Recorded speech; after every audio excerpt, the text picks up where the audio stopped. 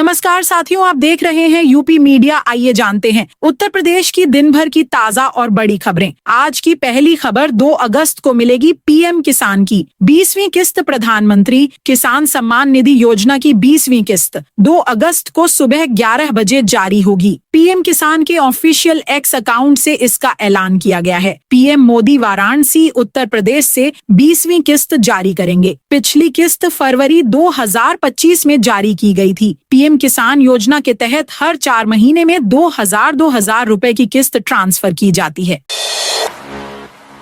अब सड़क लोकेशन और प्लॉट का नेचर पर जमीन की कीमत। राजधानी लखनऊ में अब जमीन, मकान या दुकान खरीदने से पहले इलाके की सड़क, प्लॉट का उपयोग और आसपास की गतिविधियों की अहम भूमिका होगी। 1 अगस्त यानी शुक्रवार से लागू हुए नए सर्किल रेट से प्रॉपर्टी खरीदना तो महंगा हो ही गया है, लेकिन इसके साथ ही रजिस्ट्री में पारदर्शिता और बिल्डरों की मनमानी पर भी लगाम लगने की उम्मीद है। 10 साल बाद हुए इस बदलाव में प्रशासन ने जमीन के मूल्यांकन के पुराने पैमाने बदल दिए हैं। अब केवल कॉलोनी नहीं, सड़क का नाम और आसपास का उपयोग कीमत तय करेगा। राजस्व विभाग के अनुसार इस बार कृषि भूमि पर 15%, व्यावसायिक संपत्ति पर 25% और बहुमंजिला भवनों पर 20% तक की वृद्धि की गई है।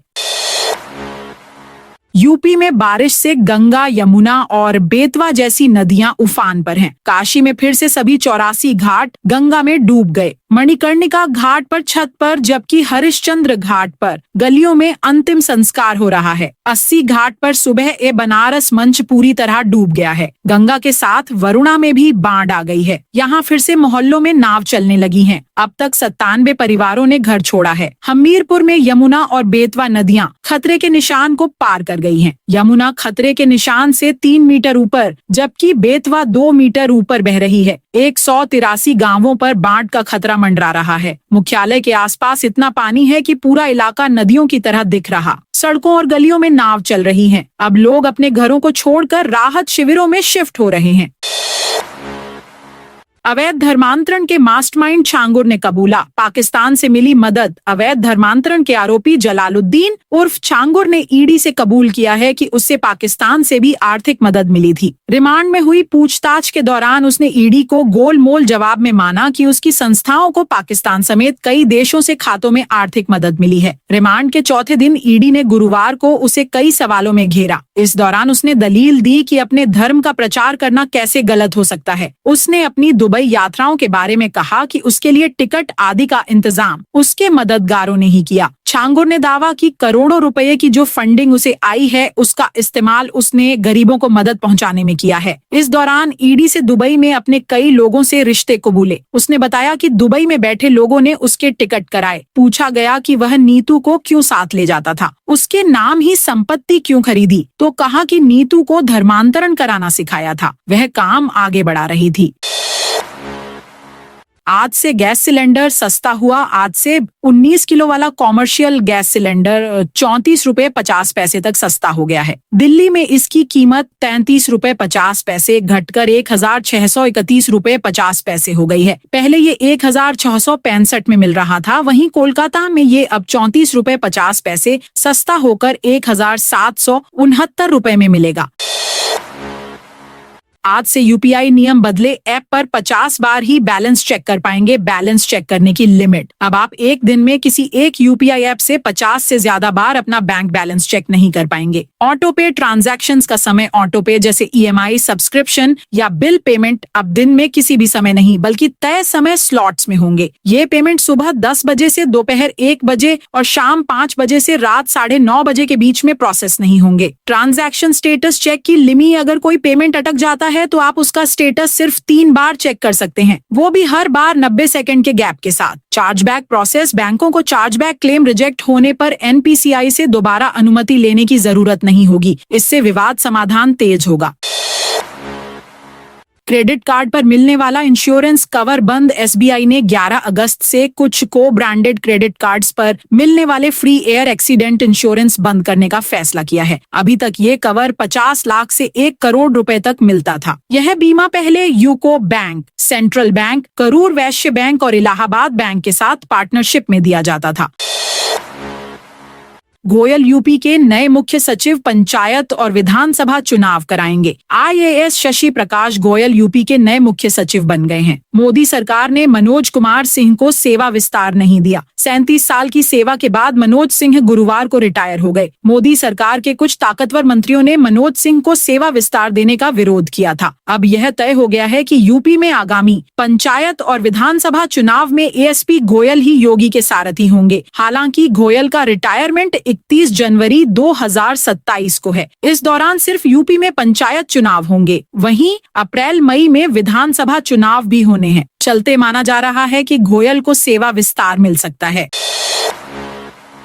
संभल जामा मस्जिद के सदर जफर 131 दिन बाद रिहा। संभल की शाही जामा मस्जिद इंतजामिया कमेटी के सदर जफर अली एडवोकेट 131 दिन बाद मुरादाबाद जेल से रिहा हो गए हैं। उनके परिजन और समर्थक उन्हें लेने मुरादाबाद जेल पहुंचे। जेल से बाहर आते ही उनका फूल मालाओं से स्वागत किया गया। इलाहाबाद हाई कोर्ट के न्यायमूर्ति समीर जैन ने 24 जुलाई को उनकी जमानत अर्जी मंजूर की थी। 31 जुलाई को चंदौसी स्थित MP MLA कोर्ट से विवेचना के दौरान बढ़ाई गई 2 धाराओं में भी जमानत मिल गई। हाई कोर्ट से जमानत मिलने के छठे दिन सोमवार को आदेश पोर्टल पर अपलोड हुआ।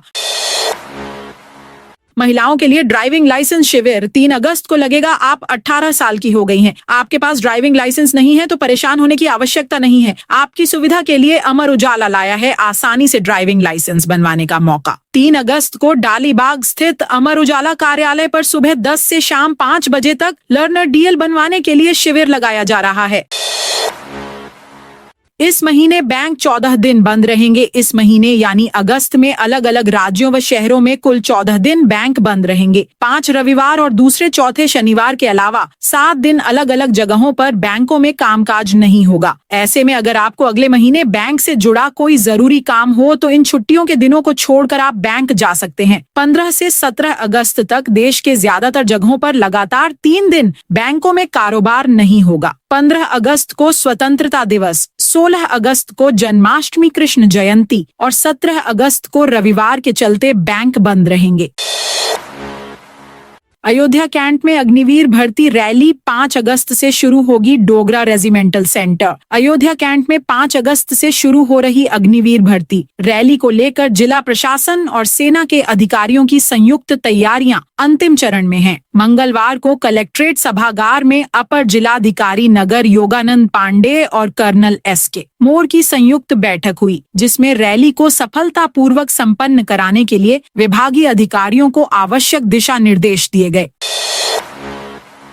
मंत्री के PS ने महिला कर्मी से अश्लील हरकत की योगी सरकार में। मंत्री असीम अरुण ने गुरुवार को अपने ही पर्सनल सेक्रेटरी यानी निजी सचिव जय किशन सिन्हा को गिरफ्तार करवा दिया। निजी सचिव ने समाज कल्याण विभाग के मुख्यालय में तैनात महिला कर्मी के साथ अश्लील हरकत की थी। महिला ने रोते हुए मंत्री से आरोपी की शिकायत की थी। मंत्री ने खुद पुलिस को कॉल की और कार्यालय बुलाया। पुलिस ने मौके पर पहुंचकर निजी सचिव जय किशन को गिरफ्तार कर लिया। मंत्री ने कहा, जांच कराकर मामले में सख्त एक्शन होना चाहिए। पुलिस आरोपी को अपने साथ थाने ले गई, जहां पूछताछ की जा रही है।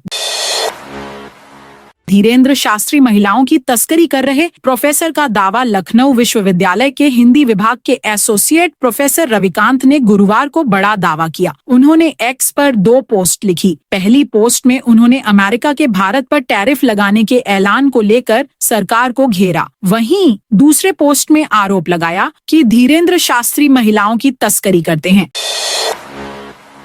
तेंदुए की दहशत से 28,000 लोग घरों में कैद। गोरखपुर शहर में 4 दिन से तेंदुए की दहशत है। तेंदुआ अब तक 3 बार देखा जा चुका है। वह गीता यादव नाम की महिला पर हमला भी कर चुका है। वन विभाग की टीमें 3 किलोमीटर के दायरे में एक्टिव हैं। तेंदुए को पकड़ने के लिए पिंजड़े लगा दिए गए हैं, मगर तेंदुआ लगातार एक्सपर्ट्स को चकमा दे रहा है। प्रशासन ने गुरुवार को शाहपुर के मोहनापुर में 18 स्कूलों को बंद रखा। ऑफिस और कारोबार पर जाने वाले लोग ग्रुप में ही घरों से बाहर निकल रहे, क्योंकि तेंदुए के हमले का डर बना हुआ है। खेल के मैदानों में सन्नाटा है। लोग छतों पर रहकर तेंदुए की निगरानी कर रहे हैं। सब यही जानना चाहते हैं कि तेंदुआ आखिर पकड़ा कब जाएगा। गोरखपुर में वेज डिश मिला हड्डी का टुकड़ा। गोरखपुर में वेज खाने में हड्डी निकली। इस पर युवकों ने हंगामा शुरू कर दिया। हंगामा बढ़ता देख रेस्टोरेंट मालिक ने पुलिस बुला ली। पुलिस ने हंगामा कर रहे युवकों को समझाया और धक्का देकर बाहर कर दिया। युवकों का कहना है कि सावन के महीने में वेज डिश में मांसाहारी सामग्री मिलना आस्था को ठेस पहुंचाने वाली बात है। हमारा धर्म भ्रष्ट कर दिया, हम नाराज हैं। आरोप लगाया कि रेस्टोरेंट कर्मियों ने शिकायत करने पर अभद्रता की। वहीं होटल मालिक का कहना है बिल अधिक आने पर युवकों ने यह ड्रामा किया। मामला शहर के एक नामी रेस्टोरेंट का है। इसका वीडियो सोशल मीडिया पर शेयर हो रहा है। हैलट में बनेगा प्रदेश का पहला AI वार्ड। मरीज की हालत बिगड़ते ही बजेगा अलार्म। कानपुर के हैलट अस्पताल में प्रदेश के राजकीय मेडिकल कॉलेजों का पहला आर्टिफिशियल इंटेलिजेंस वार्ड बनाया जा रहा है। खास तौर पर रात में रोगी की हालत की मॉनिटरिंग आर्टिफिशियल इंटेलिजेंस करेगा। अगर रोगी की हालत जरा सी बिगड़ी तो डॉक्टर के पास मैसेज जाने के साथ ही नर्स रूम में अलार्म बज जाएगा। इससे रोगी को तुरंत इमरजेंसी इलाज उपलब्ध हो जाएगा, जिससे जान जाने की नौबत नहीं आने पाएगी। ट्रंप के बयानों से रुके ऑर्डर। जूता और हस्तशिल्प निर्यातकों को लगा बड़ा झटका। अमेरिकी राष्ट्रपति डोनाल्ड ट्रंप ने भारतीय उत्पादों के निर्यात पर एक बार फिर से टैरिफ लगाने की घोषणा की है। इससे अमेरिका के लिए आगरा से निर्यात हो रहे जूता और हस्तशिल्प उत्पादों के ऑर्डर अनिश्चितता के भंवर में फंस गए हैं। अप्रैल में घोषणा के बाद निर्यातकों के पास ऑन ऑर्डर रुक गए थे, लेकिन बाद में जुलाई तक रियायत मिलने पर काम आने लगा। अब फिर से 25% टैरिफ की घोषणा से जूता और हस्तशिल्प के निर्यात ऑन ऑर्डर फंस गए हैं। अमेरिकी खरीदार भी देखो और इंतजार करो की नीति अपना रहे हैं। उन्हें व्यापार समझौते का इंतजार है।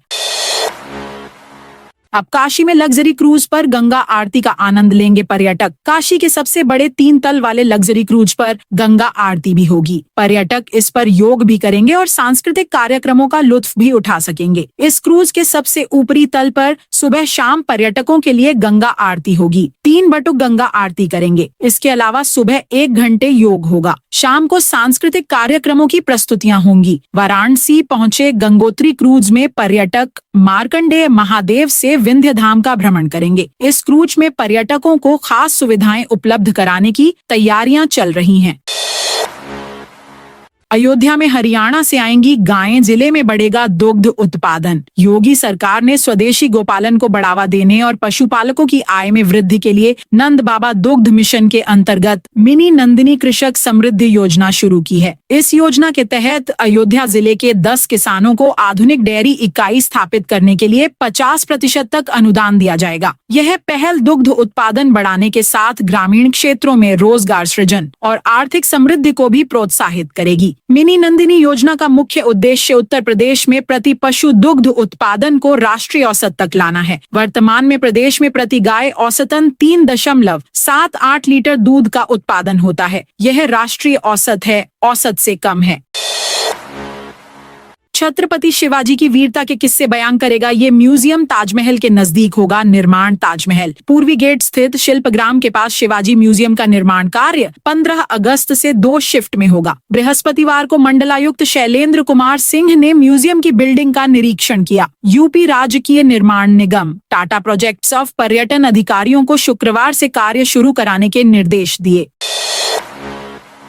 आगरा की नई टाउनशिप में मिल रहे बेहद सस्ते आवास। आगरा के ग्वालियर हाईवे स्थित ककुआ और भांडई गांव में लाएनंच होने जा रही नई टाउनशिप अटलपुरम को विकसित करने में 2242 करोड़ रुपया खर्च होगा। 3 चरण में 11 सेक्टर बनेंगे। पहला चरण 45 हेक्टेयर में विकसित होगा। इसमें 3 सेक्टर होंगे। सेक्टर 1 में भूखंडों की बिक्री लाएनंचिंग के बाद शुरू हो जाएगी। 10,000 से ज्यादा युवाओं ने देखे 50 बिजनेस मॉडल। राजधानी लखनऊ के इंदिरा गांधी प्रतिष्ठान में चल रहे 3 दिवसीय सीएम युवा कॉन्क्लेव एंड एक्सपो 2025 के दूसरे दिन बृहस्पतिवार को पूरे प्रदेश से 10,000 से युवा पहुंचे। उद्यमी बनने की चाह रखने वाले इन युवाओं ने 50 से ज्यादा बिजनेस मॉडल देखे। स्टॉलों पर छात्रों और प्रशिक्षुओं की भारी भीड़ रही। उद्यम लगाने के इच्छुक युवाओं और फ्रेंचाइजी ऑनर्स के बीच 1,200 से अधिक 1-to-1 बिजनेस मीटिंग हुई। 8,000 बिजनेस से संबंधित पूछताछ की गई। कॉन्क्लेव में अन्य राज्यों के प्रतिनिधि और कंपनियां भी हिस्सा ले रही हैं। तो दोस्तों, यह थी आज यूपी के सभी जिलों की खबरें। आप इस वीडियो को कौन से जिले से देख रहे हैं, उस जिले का नाम बताइए।